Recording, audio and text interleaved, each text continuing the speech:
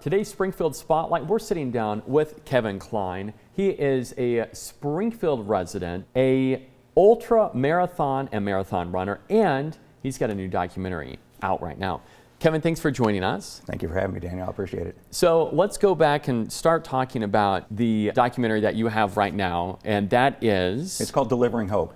You literally ran through the Arctic tundra for this. Yeah, it was my dream run, and we had talked about doing it maybe 7 years ago. Yeah. But when we thought about doing it, it would have been 24 hours of sunlight and 70 degrees because we ran above the Arctic Circle. Yeah. It would have been in June when Snowdrop was born. But the closer we got to my 50th birthday, I said, you know what, there's really no hardship in that. And everything we do is symbolic of pediatric cancer. And so I said, yeah, let's run in -44 for 9 days. Now this all is inspired by having an award-winning radio broadcast career for more than 30 years. Yes, sir. And you met someone by the name of Chelsea that started your first documentary.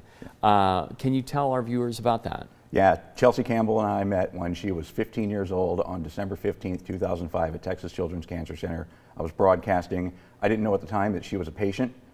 She just looked healthy as could be. But she was given a 10% chance in October of '05 to live another 6 months and see her 16th birthday. And all she wanted to do was live. And I just got so much strength from her spirit that I told Trish, my wife, I said, we need to do something special for her birthday, because we firmly believed that she was going to defy the odds. And she did. And so we created Snowdrop Foundation for her. Can you explain what that is? Sure. It's a nonprofit organization that funds research for pediatric cancer research, and then we also give college scholarships to pediatric cancer patients and survivors worldwide, as long as they're going to school in the States, because we don't want to have to deal with the currency conversion.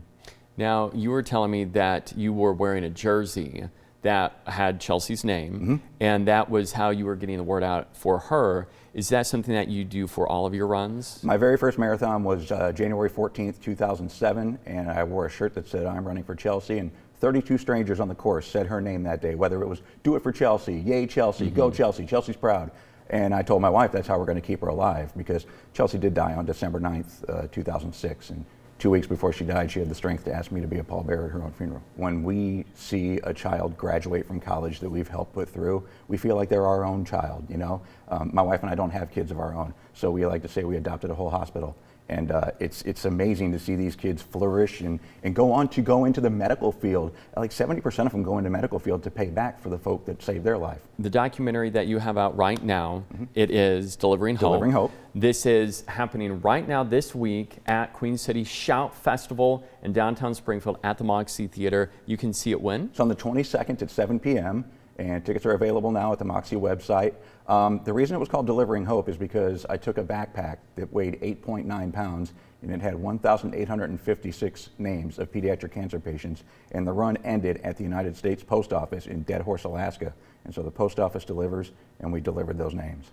Watching the trailer is just incredible. It actually was getting my heart rate racing because your body shut down during this run. Yeah, on day 6, we were facing temperatures. The lowest was -44, and that's not wind chill, that was the mean temperature. Over the 9-day run, it averaged at -25, and I was out there anywhere from, the shortest day we had was 10 hours and 40 minutes. The longest day we had was 15 hours. We are going to talk more about that on the Facebook page. Head over to our Place Facebook page, like us, and you can see more about that discussion on what not only this run was like, but also the making of the documentary. So Kevin, thank you so much for joining us today. Thank you, Dan. I appreciate it. And if you want more information about how you can get tickets and see, you're going to be there. I will be there, yeah. Awesome. And you get to see Kevin. We'll do a Q&A afterwards. That's awesome. That's awesome. So get your tickets today. You can find more information at the link at the bottom of your screen right now.